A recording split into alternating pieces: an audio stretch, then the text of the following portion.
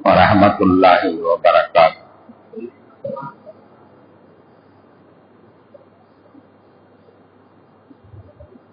أحمده ونصلي على رسوله الكريم.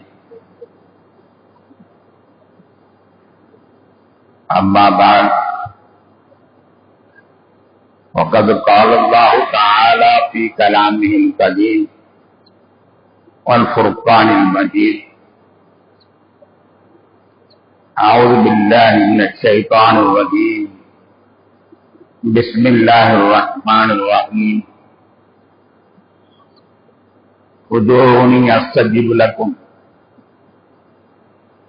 صدق الله مولانا العلي العظيم. اللهم صل على سيدنا محمد شمس الأنبياء وبدر المرسلين وكتب الأولياء وافتخار المتقين تاج الأمة شفيع المذنبين شفيعي يوم القيامة الله يا آلي.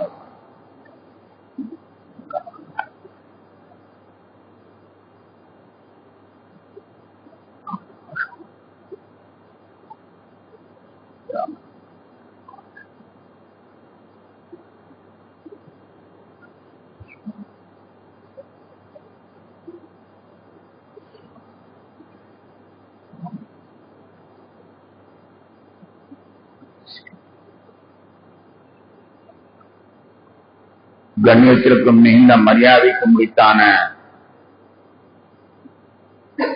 பெரியோர்களே, சகோதரர்களே,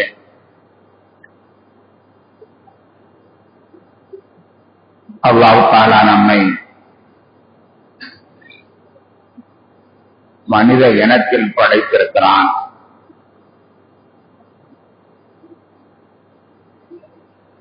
படைத்த அந்த அல்லாஹ்விற்கு தெரியும் இந்த மனிதனுக்கு என்ன ஆற்றல் இருக்கிறது, என்ன தகுதி இருக்கிறது, என்ன தகுதி குறைவு இருக்கிறது என்பதையும் அவன் நன்கறிவான். சாதாரணமாக ஒரு மண் பொம்மையை உருவாக்கக்கூடிய ஒரு சிறுவனுக்கே அந்த பொம்மை யாராவது கலைத்தால் மண்ணாக மாறிவிடும் என்று அறியாமல் இருப்பானா? அந்த மண் பொம்மை எவ்வளவு நாளைக்கு தாங்கும், எந்த அளவிற்கு அதிலே தாங்கும் சக்தி இருக்கிறது என்பதை அந்த சிறுவன் நன்றாக அறிவான் அல்லவா? அதை போன்றே அல்லாஹ் தஆலா இந்த மனிதனை படைத்தான். அவனுடைய தகுதி என்ன, அவனிடத்தில் என்ன தகுதி இல்லை என்பதையெல்லாம் அறிந்து அவன் இந்த உலகத்தில் வாழ்வதற்கு தேவையான உந்துதல்களை அவன் அந்த மனிதனுக்கு தந்திருக்கிறான். மனிதனுடைய பலவீனம் அல்லாஹ்விற்கு தெரியும். மனிதனுக்கு என்ன திறமை இருக்கிறது என்பது அல்லாஹ்விற்கு தெரியும். எனவே இந்த மனிதனுடைய பலவீனத்தை கருதி அவனுக்கு ஒரு ஆயுதத்தை கொடுத்தான். அந்த ஆயுதம் எது வேண்டுமானாலும் என்னிடம் கேட்டு பெற்றுக்கொள் என்பதாகும். உன்னால் எதையும் செய்து முடிக்க முடியாது. முடிக்க வேண்டும் என்று நினைத்தால் அந்த சக்தியை என்னிடத்தில் கேட்டு பெற்றுக்கொள் என்று சொல்லி இந்த மனிதனுடைய பலவீனத்தின் காரணமாக துஆ என்ற ஒரு ஆயுதத்தை அவன் கையில் கொடுத்திருக்கிறான். தட்டுங்கள் திறக்கப்படும், கேளுங்கள் தரப்படும் என்பதாக தமிழிலே கவி சொல்வதை போன்று எது வேண்டாலும் அல்லாஹ்விடத்தில் கேட்க வேண்டியது அவன் தருவான், அதை வைத்து நிறைவேற்ற வேண்டியது என்ற ஒரு அமைப்பை இந்த மனிதனுக்கு தந்திருக்கிறான். எனவே இந்த துஆ என்பது மிகப்பெரிய ஆயுதம், மனிதனுடைய ஆயுதம் மட்டுமல்ல, மிகப்பெரிய இபாதத்தும் கூட.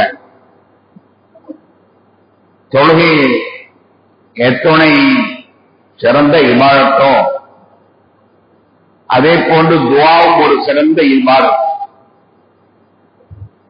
இதை பற்றி நபிகள் நாயகம் ஸல்லல்லாஹு அலைஹி வஸல்லம் சொல்வார்கள், அத்வா முஹுல் இபாதா. துஆ என்பது இபாதத்தினுடைய மூளை என்பதாக சொல்வார். இபாதத்தினுடைய மூளை துஆ. எனவே இது உயர்தரமான இபாதத் என்று நபிகள் நாயகம் ஸல்லல்லாஹு அலைஹி வஸல்லம் அவர்கள் அறிமுகப்படுத்துகிறார்கள். ஆனால் அன்பான பெருமக்களே, தொழுகையிலே மக்கள் பிற்போகாய் இருப்பதை போன்றே இந்த துஆவை கேட்பதிலேயும் மிகவும் பிற்போக்கு அடைந்து விட்டார்கள். அல்லாஹ்விடத்தில் கேட்பது என்பதே இல்லாமல் போய்விட்டதோ என்று நினைக்கின்ற அளவிற்கு துஆவை பற்றி பாராமுகமாக இந்த மனிதர்கள் இருந்து கொண்டிருக்கிறார்கள். அதற்கு காரணம், அவர்கள் கேட்டார்கள், கிடைக்கவில்லை. மாதக்கணக்காக கேட்டார்கள், கிடைக்கவில்லை. வருடக்கணக்காக கேட்டார்கள், கிடைக்கவில்லை. அப்ப கிடைக்கல. எனவே அந்த துஆவுக்கு என்ன செய்வது என்பதாக நினைத்துக் கொண்டார்கள். கேட்டார்கள், கிடைக்கவில்லை என்பது மட்டும் தெரியும். ஏன் கிடைக்கவில்லை? சாதாரணமாக ஒரு விளக்கு எரியவில்லை என்றால் கரண்ட் இருக்கிறது, சுவிட்சும் போட்டாகிவிட்டது, ஏன் எரியவில்லை என்பதை நாம் சிந்திக்கிறோமா இல்லையா? ஒரு மின்விளக்கு எரியவில்லை என்றால் ஏன் அது எரியல? சுவிட்சும் போட்டு விட்டோம், கரண்டும் இருக்கிறது, ஏன் எரியவில்லை என்று அதற்கு ஆய்வு செய்து அதற்கு தீர்வு காணுகிறோம். அதே போன்று நம்முடைய துஆக்கள் ஏன் ஒப்புக்கொள்ளப்படவில்லை? அல்லாஹ் சொன்னது உண்மை. ஒரு இடத்தில் அல்ல, பல இடத்தில் அல்லாஹ் கூறுகிறான், என்னிடம் கேளுங்கள் தருகிறேன். என்னிடத்தில் கேளுங்கள், நான் உங்களுக்கு தருகிறேன் என்று பல இடத்தில் அல்லாஹ் தஆலா அறிவிப்பு செய்தும் கூட நாம் கேட்டது கிடைக்க மாட்டேன் என்கிறது என்றால் அங்கே ஏதோ ஒரு சம்திங் ராங், ஒரு சின்ன பிரச்சனை இருக்கிறது. அது என்ன பிரச்சனை? அதை களைந்து விட்டால் நமக்கு துஆ ஒப்புக்கொள்ளப்படும் அல்லவா என்று இவர்கள் ஆய்வு செய்ய வேண்டும். யாரும் ஆய்வு செய்வதில்லை. துஆ கேட்டா கிடைக்கல, துஆ விட்டுரு அப்படிங்கிற நிலைமைக்கு வந்து விட்டார்கள். போதா குறைக்கு பொல்லாத கால சிந்தனைகள் துஆ கேட்கக்கூடாது என்று நம்மளிடத்திலே சொல்லுகிறார்கள். அடிக்கு மேல அடி வைத்து அம்மியும் மகரம் என்ற முறையில கூட்டு துஆ கூடாது, பாட்டு துஆ கூடாது என்று எதையாவது ஒன்று சொல்லி அவர்களும் நம்முடைய நிராசையை அதிகமாக்கி விட்டார்கள். எனவே துஆ என்பது முற்றிலும் விடப்பட்டு விட்ட ஒன்று. கண்ணியத்திற்குரியவர்களே, இந்த துஆ அல்லாஹ் இந்த இஸ்லாமியர்களுக்கு தந்த ஒரு பெரிய வரப்பிரசாதம். உலகத்தில் எத்தனையோ மதங்கள் இருக்கின்றன. அந்த மதங்களிலே இல்லாத ஒரு பெரும் பாக்கியம் இந்த துவா. சாதாரணமாக இந்துக்கள் பெருங்குடி மக்கள் அவர்களுக்கு ஒரு தேவை ஏற்படுகிறது என்றால் அதற்கு அவர்கள் என்ன செய்ய வேண்டும் என்றால், அது அவர்களுடைய பழக்கம், அவர்களுடைய ஐதீகம். அவர்களுக்கு தேவை ஏற்படுகிறது என்றால் அதற்கு என்ன செய்ய வேண்டும் என்றால்,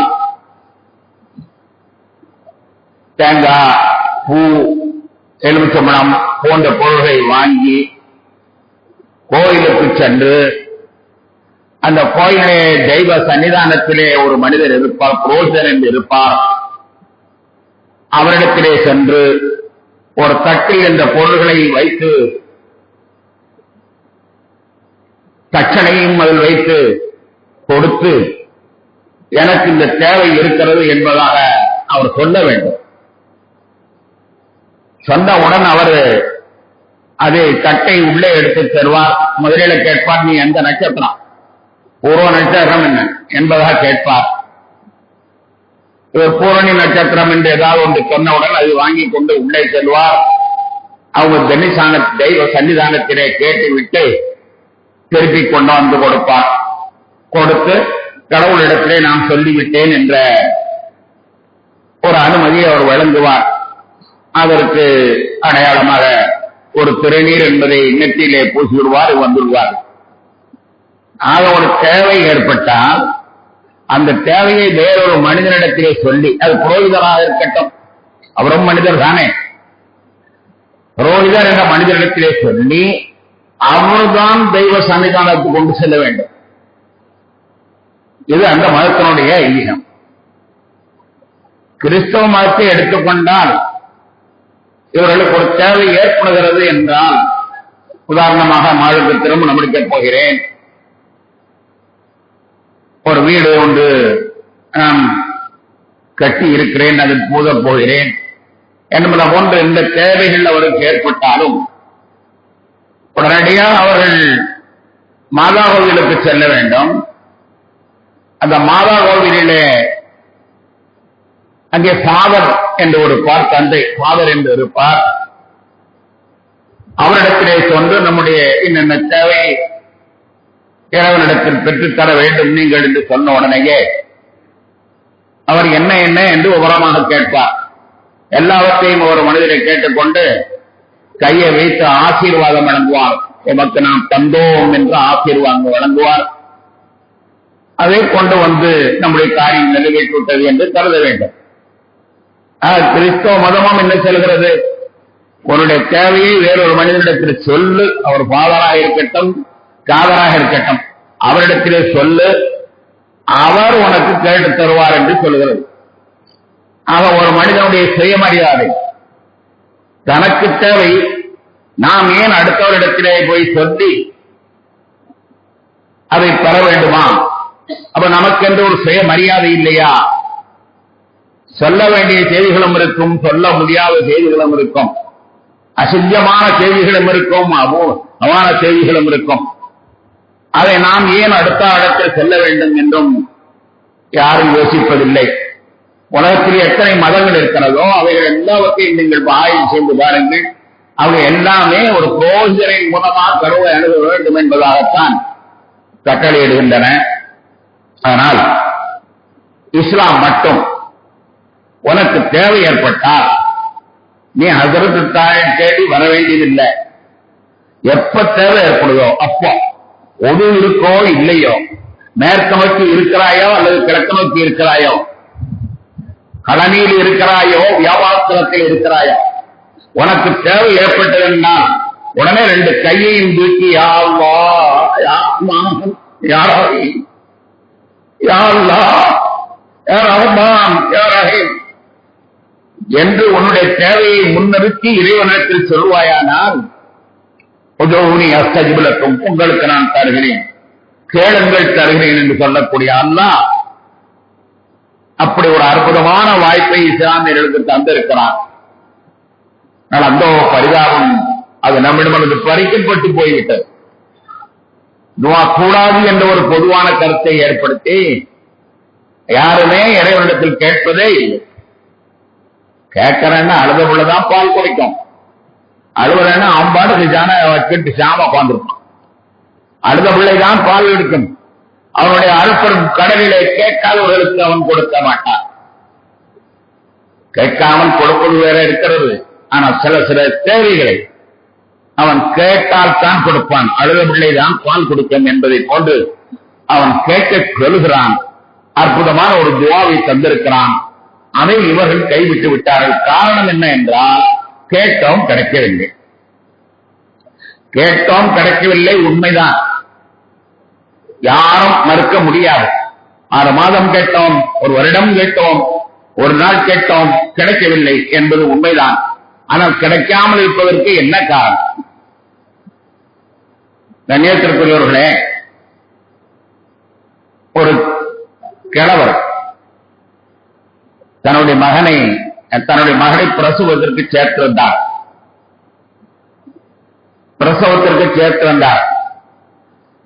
பிரசவ நேரத்திலே டாக்டர் வந்து சொல்லிவிட்டார், குழந்தை கொடி சுத்தி கிடக்கிறது, 2 உயிரிலே ஒரு உயிருக்கு ஆபத்து. 2 உயிரிலே ஒரு உயிருக்கு ஆபத்து என்று டாக்டர் சொல்கிறார். இல்ல, என் மகனும் வேணும், என் மகளுடைய மகளும் வேணும். ஐயா, என் மகளும் வேணும், என் மகளுடைய மகளும் வேணும். ஐயா, என் மகளும் வேணும், மகளுடைய மகளும் வேணும். டாக்டர் சொல்லுகிறார், நாம் என்ன செய்ய முடியும்? கடவுளுடைய பிராப்தம். நாம் என்ன செய்ய முடியும்? நாங்க முயற்சி பண்றோம், எல்லாத்தையும் 2யுமே காப்பாற்ற முயற்சி பண்றோம். ஆனா இருக்கக்கூடிய பொசிஷனை நாங்க சொல்றோம், 2ல 1 எங்களால் பிழைக்க வைக்க முடியும், கையெழுத்த போடுங்கிறார். வேற வழி இல்லாம ஒரு கையெழுத்தையும் போட்டார். 2ல 1 உயிரை காப்பாற்றால் போதும் என்பதாக அவர் கையெழுத்து போட்டு விட்டார். போட்டு விட்டு அழுகன்னா அவருக்கு அழுகல. உடனே அங்க உள்ள வெளியில வந்தோடனே ஒருத்தர் கேட்டார், இன்னும் பள்ளியாசம் இருக்கான்னு கேட்டார். ஒரு இடத்துல பள்ளியாசம் இருக்குன்னு சொன்னாங்க. உடனே ஓடினார். உடனே போய் ஒளி செஞ்சார், பாத்ரூம் போனார், ஒளி செஞ்சார்.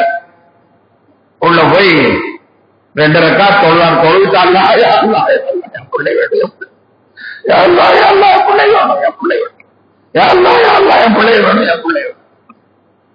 பிள்ளை வேணும். அழுகுறார். கெஞ்சி அவருக்கா அறுத்து போய்விட்டது. சரி, உள்ள விட்டதவன் என்னாச்சு, ஆபரேஷன் என்னாச்சு பாப்போம்னு சொல்லி ஒரு இடத்திற்கு திரும்ப செல்கிறார். ஆஸ்பத்திரியினுடைய அந்த சுகாதார வார்டுடைய வாசல்ல டாக்டர் வந்து சிரிச்சுக்கிட்டே நிற்கிறார். என்னங்க ஐயா, நீங்க உங்க பிரார்த்தனை ஏற்றுக்கொள்ளப்பட்டு விட்டது. ஐயா, நீங்க கேட்டது கிடைச்சு போச்சு, 2 உள்ளேயும் காப்பாற்றிட்டோம் என்று சொன்ன உடனே இவருக்கு மீண்டும் மனசுக்கு சந்தோஷம் தாங்கல. அதன் இடத்துல அல்லாஹ் மேல அவருக்கு இருக்கக்கூடிய அந்த பிரியம் அதிகமாயிருச்சு. திரும்ப பள்ளியாசல் ஓடி வர்றார். ஓடி வந்து 2 ரெக்கார்ட் தொழுவிட்டு கொடுத்துட்டேன், ரப்பே கொடுத்துட்டேன், நான் எப்படி நன்றி சொல்லி தெரியல, களவெல்லாம் இது ஏதோ கற்பனை அல்ல. இத மாதிரி ஆயிரக்கணக்கான நிகழ்வுகள் தினமும் நடந்து கொண்டுதான் இருக்கார். கேட்டது கிடைத்ததா? அவருக்கு கிடைத்தது. ஏன்? அவர் அழுதார், கெஞ்சினார், புரண்டார். தன்னுடைய தேவையை நிறைவேற்றுவதற்கு அல்லாஹ்வை தவிர யாரும் இல்லை என்பதை அவர் அறிந்து கொண்டார், சரணடைந்தார், முற்றிலும் புரண்டார். நாம் துவா கேட்டோம் கிடைக்கவில்லை என்று சொல்லக்கூடியவர்கள் யாரால் இப்படி துவா கேட்டோமா? ரப்பனா அல்லாஹ், எனக்கு 1 லட்சம் வரணும், எனக்கு 2 லட்சம் வரணும், அலைவாறு செல்லலாம், அவ்வளவுதான் முடிஞ்சு. நம்ம கேட்கக்கூடிய துவாக்கள் எல்லாம் இவ்வளவுதான். அழுது புரண்டு கேட்டோமா? கண்ணியத்திற்குரியவர்களே, இந்த செய்திகள் நான் புதுசாக சொல்லவில்லை. 20 வருடமா பேசிக்கிட்டு இருக்கேன். அதனால திரும்ப பழைய செய்திகளைத்தான் சொல்லிக் கொண்டிருப்பேன். 20 வருடமா பேசிக் கொண்டிருக்கிறேன் இந்த மேடையில. அதனால பழைய செய்திகள் என்பதாக நீங்க நினைக்காதீர்கள். சாதாரணமாக ஒரு ஊருக்கு போறோம், பஸ் ஸ்டாண்ட்ல ஒருத்தன் 2 மட்டும் பிச்சை கேட்கறான். அவன் பிச்சை கேட்கும்போது ஐயா கேட்கறான், பாயின்னு கேட்கறான். அந்த கேட்கும்போது அந்த குரலை பார்த்தீங்கன்னா அப்படியே தளதளத்து போய் கேட்பான். ஐயா பகை இல்லையா? அது மட்டுமா அவன் செய்கிறான். நான் அவனை நோட்டு பண்ணிட்டாங்க. அது மட்டுமா அவன் செய்கிறான். அவன் அழுக்கணிந்த சட்டை, கிழிஞ்சு போன சட்டை, கரபடிந்த சட்டை, ஆடைகளை அழுக்கானதாக ஆக்கிக் கொள்கிறான். அது மட்டுமா செய்கிறான். ஏதோ நொண்டி மாதிரி கையை வைத்துக் கொண்டு ஏதோ தேவை இருப்பதைக் கொண்டு காலை ஆட்டிக் கொண்டு அவன் இருக்கிறான். ஆக நீங்க நன்கு கவனித்தீர்களால் அவன் நம்மிடத்திலிருந்து பெறக்கூடியது எவ்வளவு தெரியுமா? மிஞ்சி மிஞ்சி போனா 10 ரூபா. அதை தாண்டி யாரும் கொடுக்கிறது இல்லை பஸ் ஸ்டாண்ட்கள்ல. மிஞ்சி மிஞ்சி போன 10 ரூபா. அந்த 10 ரூபாய்க்காக வேண்டி அவனுடைய ஆடைகளை பாருங்கள், அவனுடைய கோலத்தை பாருங்கள், அவனுடைய தோற்றத்தை பாருங்கள். குரல் தளதளக்க பவா குறைத்து சொல்லக்கூடாது. சாதாரணமாக நம்முடைய வாசல், பள்ளிவாச வாசல் நிற்கக்கூடிய அந்த ஏழைகளையே பாருங்க, எப்படி சாதாரணமான சரியான ஆடை இல்லாம, சரியான ஒரு நிலைமை இல்லாம ரொம்ப கெஞ்சி நம்முடைய பணத்துக்காண்டி இருக்கிறதை பார்க்கிறோம் அல்லவா? ஆக ஒரு நம்மிடத்திலிருந்து அவன் 10 ரூபாய் எதிர்பார்க்கிறான். எதிர்பார்க்கக்கூடியவன் குரலை தளதளத்து வைத்துக் கொள்கிறான். 10 ரூபாய் எதிர்பார்க்கக்கூடியவன் தன்னுடைய உடலை பலகீனமாக்கிக் கொள்கிறான். 10 ரூபாய் எழுதக்கூடியவன் தன்னுடைய ஆடையை சாதாரணமாக ஆக்கிக் கொள்கிறான். ஆனால் நாம் அல்லாஹ்விடத்தில் கேட்கிறோம். எதை கேட்கிறோம் தெரியுமா? ரப்பனா ஆத்தினா ஃபித்துன்யா ஹஸனா வஃபில் ஆகிரத்தி ஹஸனத்தன் வகினா அஸாபன்னார். உலகத்திலுள்ள நன்மை பூரா உண்டு, மறுவத்தில் நன்மை பூரா உண்டு. அவன் நம்மிடமிருந்து எதிர்பார்ப்பது 10 ரூபா. 10 ரூபாய்க்கு இந்த கூட கும்பிடு போட்டான்னு சொன்னா உலகத்தினுடைய எல்லாவற்றையும், மறுமையினுடைய எல்லாவற்றையும் கேட்கக்கூடிய நாம் என்ன கூட போடணும்? எவ்வளவு தன்னை நம்மை பலகீனமாக காட்டினால் ஒண்ணும் முடியாத என்று சரணடையணும்.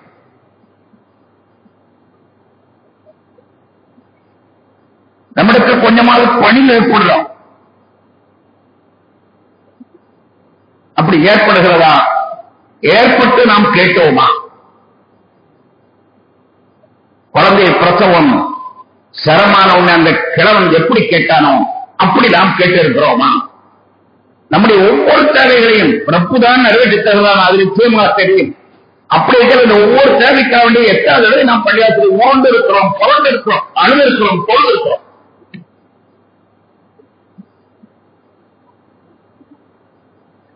சம்திங் ராங், எதற்கு எரியவில்லை என்றால் அங்கே ஏதோ ஒன்று இழப்பு இருக்கிறது என்பதை போன்று நாம் அல்லாஹ்விடத்தில் துஆ கேட்கிறோம். இந்த துஆ கபூலாக போகாமல் இருந்ததற்கு என்ன காரணம்? கண்ணியத்திற்குரியவர்களே, வரலாற்றிலே ஒரு ஏடு ஃபிரௌன் உலகத்திலேயே மகா மோசம் நடனம். அரசர்கள் எல்லாம் தன்னை கடவுள் என்று சொல்வார்கள், அது யதார்த்தம் தான். ஆனால் இவன் ஏக பெரும் தெய்வம். அனரப்புக்கும் அல்லா, யாரும் சொல்லாத வார்த்தை. ஏக பெரும் தெய்வம், உலகத்தில் என்னை தவிர வேறு பெரும் தெய்வம் கிடையாது என்று நான் தான் மிகப்பெரிய தெய்வம். ஆனால் ரப்புக்கும் அல்லா என்பதாக பிரகடனப்படுத்துற அந்த கிராமம் அவனிடத்திலே பிரஜைகள்லாம் வந்து சொல்றாங்க.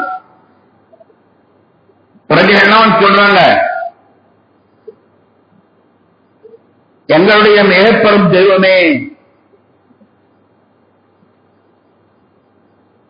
செடி கொடிகள் எல்லாம் காய்ந்து விட்டது, ஆடு மாடுகள் எல்லாம் கீழி இல்லாமல் பட்டறை கிடக்கிறது, எல்லாம் தோல்மாக காட்சி தருகிறது, குழந்தைகள் எல்லாம் தண்ணீர் இல்லாமல் அழுகிறார்கள். பெரும் தெய்வமே, உடனே எங்களுக்கு மழை வேண்டும், நைல் நதியிலே வெள்ளம் வேண்டும், மழை வேண்டும், நைல் நதியிலே வெள்ளம் வேண்டும். ஏக பெரும் தெய்வமே, உடனே அருள்நீராக, உடனே எங்களுக்கு மழையை தருவீராக என்று எல்லோரும் முறையிடுகிறார்கள். முறையிட்ட உடனே அவன் சொன்னா, நாளைக்கு காலையில மழை பெய்யும் போங்க. நாளை காலை மழை பெய்யும் போங்க அப்படின்றதா சொன்னான். ஆச்சரியமா இருக்கு, எப்படி இவன் சொன்னான்? நாளை காலையில் மழை பெய்தோ பெய்யலையோ அதுதான் விஷயம். நாளை காலையில் மழை பெய்யும் என்று தன்னுடைய பிரதிகளிடத்தில் சொல்லுகிறான். நடக்கும் என்ற உறுதியோடு சொல்லுகிறான். நாளை காலையில் மழை பெய்ய எப்படி சொன்னான்? நம்ம யாருமே என்ன செய்தாலும் நன்மை நல்லா இருக்குமா நமக்கு நிச்சயமா சொல்ல தெரியாது. நான் அடிக்கடி சொல்வது என்று என்கிட்ட ஒருத்தர் ஓதி பார்க்க வர்றார். அதற்கு நாளைக்கு வரணுமான்னு கேட்டா நான் என்ன பதில் குணமாகும் சொல்லுவோம். நிச்சயமாக என்னால் சொல்ல முடியுமா? வந்தாரு ஓதி விட்டார் ரைட்டு, அதான் குணமாகுமா? அதனால மழுப்பலா பாருங்க மாதிரியா இருந்தா வந்துருங்க, இல்லடா இப்படி மழுப்ப இருக்கும். ஏன்னா நமக்கே நம்பிக்கை கிடையாது. ஒரு விட்டம் குணம் ஆகும் என்ற நம்பிக்கை நமக்கு கிடையாது. அதனால சந்தேகத்தோட சொல்லி அனுப்புறோம். சாதாரண மனிதனுடைய நிலைமை எப்படி இருந்தால் அந்த பிறவுடைய நிலைமை எப்படி இருக்கும்? அவன் சொல்றான் நாளைக்கு மழை பெய்யும் போங்கிறான். மழை பெய்யும் போங்க என்பது சொன்னது முக்கியமல்ல, அது அதிசயம் அல்ல. மறுநாள் காலையில் மழை பிச்சு ஊட்டுச்சு. எந்த அளவுக்கு பிச்சு ஊட்டுச்சுன்னா நைல் நதி பிரவாகம் எடுத்து ஓட ஆரம்பித்து விட்டது. அவங்க என்ன கேட்டார்களோ அது அப்படியே நடக்கிறது. இது எப்படி நடந்தது? வரலாற்று உண்மை. எப்படி நடந்துச்சு? நடந்தது உண்மை. ஃபிரௌன் எந்த தைரியத்தில் சொன்னான்? அது எப்படி சொன்னது அப்படியே நடந்தது. நடந்தது உண்மை. அங்கு ஒரு சிதம்பர ரகசியம் ஒன்று இருக்கிறது. என்ன ரகசியம் தெரியுமா? மக்களை எல்லாம் அனுப்பிவிட்டார். அனுப்பியதற்கு பிறகு இரவு நேரத்தில் அவனுடைய ஆடைகளை எல்லாம் கலச்சினான். அவன் நகைகள் தான் பெண் மாதிரி நகைகளை நிறைய போட்டிருப்பான். 1000 பவுன் 2000 பவுன் எவ்வளவு போல பெரிய அரசனோ அவ்வளவு போல நகை போட்டிருக்கும் அந்த காலத்தை பொறுத்த அளவுல. இப்போ உள்ள ஜனாதிபதி உள்ள தகுதி போன்ற அல்ல, அப்போ உள்ள தகுதி நிறைய நகை போட்டிருக்கும். அவ்வளவு நகையும் காட்டான். ஆடைகளை எல்லாத்தையும் காட்டிட்டு மொத்த மேனியா போய் அப்படி அவன் பங்களாவுக்கு பின்னால் உள்ள ஒரு பொட்டை வழியில ஒரு புத்தான் ஊதான். புத்தான் ஊந்து யா அல்லாஹ் என்ன மன்னிச்சுக்கோ, யா அல்லாஹ் என்ன மன்னிச்சுக்கோ. நான் பெரிய இறைவன் சொல்லி போய் தான் சொல்றேன், நிச்சயமா போய் தான் சொல்றேன். ஆனா பொய் சொன்னங்களுக்காக நீ எனக்கு தண்டனை கூட நான் ஏற்றுக்கிறேன். ஆனா அநியாயமான அந்த அடியாருக்கு தண்டனை கொடுக்காத ரெண்டு, என்னால அவருக்கு தண்டனை கொடுக்காத ரெண்டு, அவருக்கு செய்ய வேண்டியது.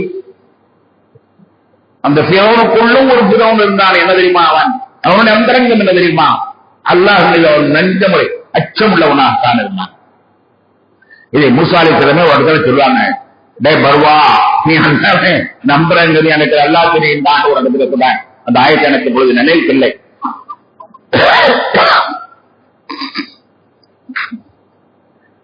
படுவா நீ அல்லாஹ்வை நல்லா அறிவாய் என்பது எனக்கு நல்லா தெரியும் என்பதாக சொல்வார். அல்லாஹ்வை நான் நினைச்ச தப்பு, நான் சொல்றது தப்பு தான், எனக்கு தண்டனை கூட ஏற்றுக்கிறேன். ஆனா அடியார்களுக்கு தண்டனை விட்டாத. மழை கொடுக்கிறப்ப மழை இல்லைனால் மக்கள் அடிந்து போய் விடுவார்கள், மழை இல்லைனால் அது செய்வார்கள் என்று விடிய விடிய விடிய விடியாளுகிறார். உருண்டு உருண்டு உருண்டாள்.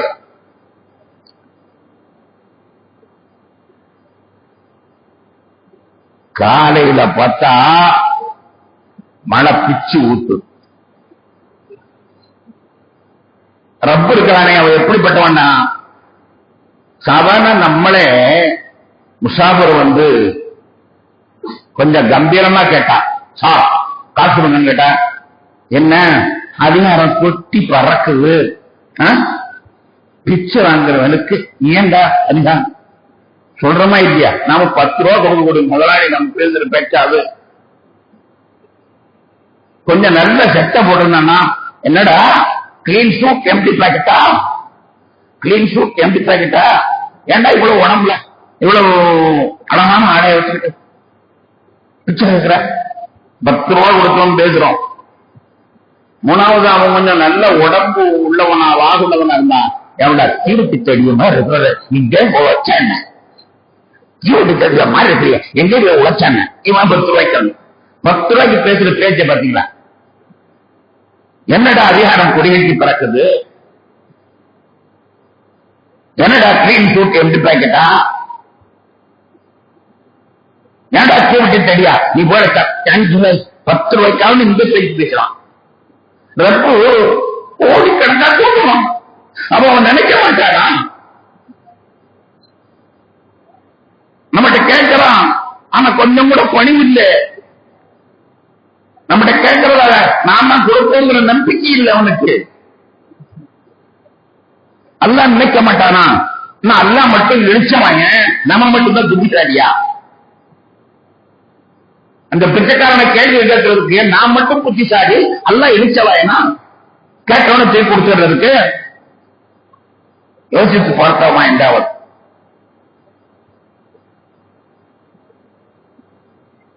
அந்த ஃபிரௌன் கொடுமையானவன், அதுல சந்தேகம் இல்லை. ஆனா அல்லாஹ்ட்ட நல்லவனா கெட்டவனா என்பது பிரச்சனை இல்லை. கேட்கும் பொழுது ஒழுங்கா கேட்டா அவன் கொடுப்பான். குர்ஆன்ல சொல்றான், இந்த இப்லீஸ் பய அல்லாஹ்வினால் துரோகிக்கப்பட்டு வெளியாக்கியாச்சு. வெளியாக்கிய பிறகு நேரம் அல்லாஹ்ட்ட வந்து கேட்கறான். இப்லீஸ் கேட்கறான், நான் போய் சொல்லல, குர்ஆன்ல வருது. 15வது ஜுஸுல பனி இஸ்ராயீல் சூரால வருது. இப்லீஸ் கேட்கறான், யா அல்லாஹ், எப்படியோ நான் உன்னை சாபத்துக்குரியவன் ஆயிட்டேன், போயிட்டு போகுது. ஆனா எனக்கு கொஞ்சம் ஆயுஷை நீட்டி கொடு. முதல் கேள்வி, எனக்கு ஆயுஷை நீட்டி கொடு. எனக்கு சாவே வரக்கூடாது கியாமத் வரை, நீட்டி கொடு. முதல்ல அவன் பிரார்த்தனைமா, கியாமத் வரை எனக்கு சக்தியை கொடு, நீட்டி கொடு, ஆயுளை நீட்டி கொடு. கப்படத்தில் அவன் கேட்கிற மாதிரி கேட்டான். சரிடா, உனக்கு நான் ஆயுளை நீட்டி தந்து விட்டேன். ரெண்டாவது கேட்டான், இந்த மனுஷனாலதான் நான் இந்த கேவலப்பட்டு போய் நிக்கிறேன், இந்த மனுஷனாலதான் இந்த கேவலப்பட்டு போய் நிக்கிறேன். இந்த மனுஷனை நான் எடுத்து குட்டி சோறாக்கி நரகத்துக்கு செல்றவனா ஆக்கணும், அதுக்கான சங்கிய கூட போய். ரெண்டாவது கேட்ட கேள்வி என்ன தெரியுமா? இந்த மனிதனாலதான் நான் அந்த கதிக்கு ஆளானேன், இந்த ஆதமுக்கு வெற்றி, அதனாலதான் இந்த கதிக்கு நான் ஆளானேன். இந்த மனிதனா இந்த ஆளானது, எனவே இவன் சந்ததிகள் எல்லாத்தையுமே கட்டி குட்டிச்சராக்கி நரகத்தில் கொண்டு போய் தள்ளுவேன், அதுக்கான சக்தியை பொருள் நீ கொடு, நீ கொடு, நீ கொடு என்று கேட்கிறான். என்ன செய்யலாம் தெரியுமா?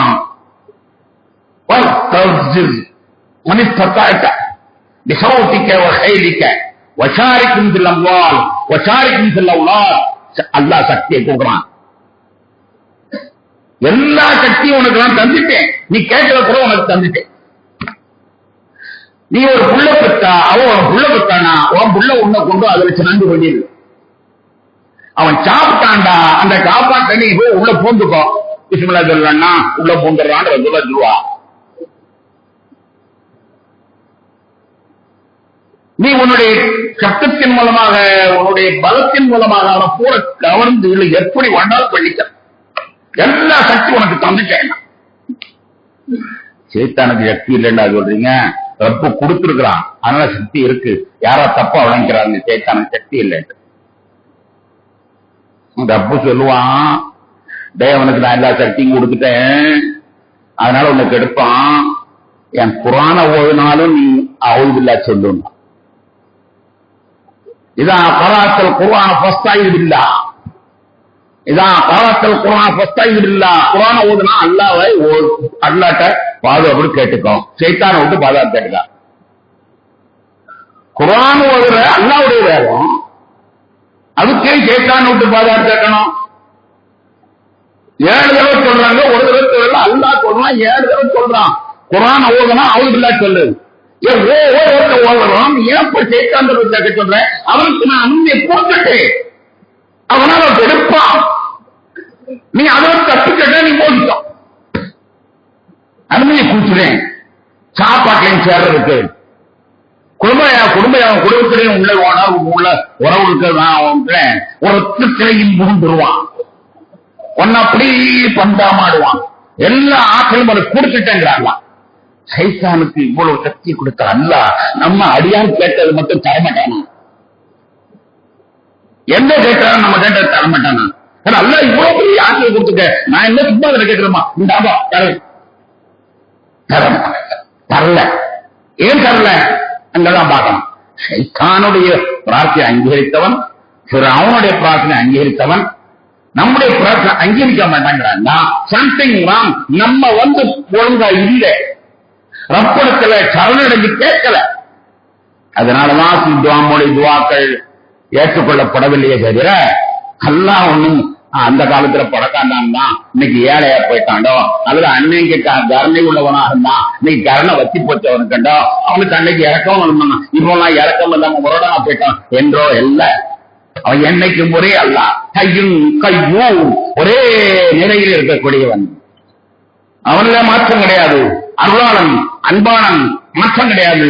ஆனா அந்த அன்புக்கு நீ தகுதியா இருக்கணுமே, அந்த அருளுக்கு நீ தகுதியா இருக்கணுமே. உன்னுடைய தகுதியை நீ மாற்றிக்கொள்ளவில்லையே.